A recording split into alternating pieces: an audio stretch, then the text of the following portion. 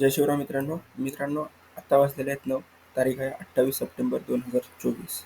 मित्रांनो, आत्ता आपण उत्तर महाराष्ट्र म्हणजेच नंदुरबार, जळगाव, धुळे, नाशिक या आणि छत्रपती संभाजीनगरला लागून असलेल्या काही तालुक्यांचा आपण आढावा घेणार आहोत. वातावरणाचा आढावा घेणार आहोत. मित्रांनो, सकाळी 8:30 वाजता नंदुरबार जिल्ह्यात नाशिकच्या काही ठिकाणी पाऊस पडण्याची शक्यता आहे. कुठं आहे ही शक्यता? तर त्र्यंबकेश्वरच्या काही ठिकाणी, त्र्यंबकला, वणीला, अजून गुजरातच्या लगतची जी सीमावर भाग आहे, सट्टाणा वगैरे तिकडे पाऊस नसेल, पण जसं की नंदुरबार जिल्ह्यामध्ये या ठिकाणी पाऊस असण्याची शक्यता आहे. जसं की नवापूर, टिटाणे,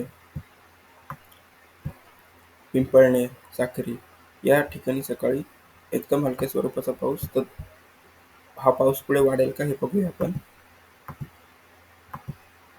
तर मित्रांनो, 11:30-12च्या वेळेला जोरदार सरी बरसण्याची शक्यता आहे.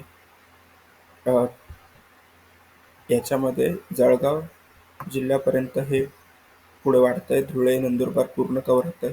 शिरपूरला पाऊस आहे. जळगावला शहराला पाऊस नाही, पण जिल्ह्याच्या काही ठिकाणी जसं की पारोळ्या, पाचोरा,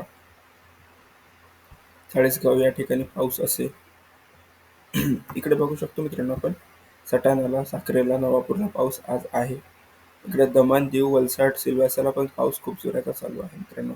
त्याच्यामुळं हाच पाऊस पुढे चालून दिवसभराचा जळगावपर्यंत पाऊस येऊ शकतो. आपण आता बघणार आहोत मित्रांनो 3:30 वाजताचा रिपोर्ट. एकंदरीत विदर्भ आणि उत्तर महाराष्ट्राला लागून असलेला मोठ्या प्रमाणातला भाग, नवापूर, नंदुरबार, दोंडाईचा, चिमठाणे, धुळे, अमळनेर, पारोळा, एरंडोल, पाचोरा, चाळीसगाव, कन्नड, वैजापूर, छत्रपती संभाजीनगर, मनमाड, एकंदरीत काय तर खूप मोठ्या प्रमाणातला जो भाग आहे तिथं आज हलक्या ते मध्यम सरी बरसण्याची दाट शक्यता आहे. शेगाव, खामगाव, बुलढाणा, चिखली, देऊळगाव, राजा इकडे सुद्धा पाऊस पडण्याची शक्यता आहे. सायंकाळी 6:30चा बघूया. हे बघू शकतो मित्रांनो की 4:30 वाजता सट्ट्याना लागून लगत हा जो भाग आहे गुजरातचा आणि महाराष्ट्राचा बॉर्डरचा इलाका, तिकडे पाऊस जास्त होऊ शकतो. सायंकाळचा पाऊस नाहीये. 7:30 वाजता पाऊस नाहीये उत्तर महाराष्ट्रामध्ये.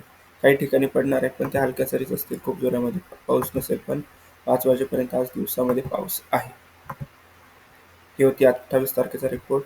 उत्तर महाराष्ट्र, काही विदर्भाच्या ठिकाणाचा आपण आढावा घेतलेला आहे. जय हिंद, जय महाराष्ट्र.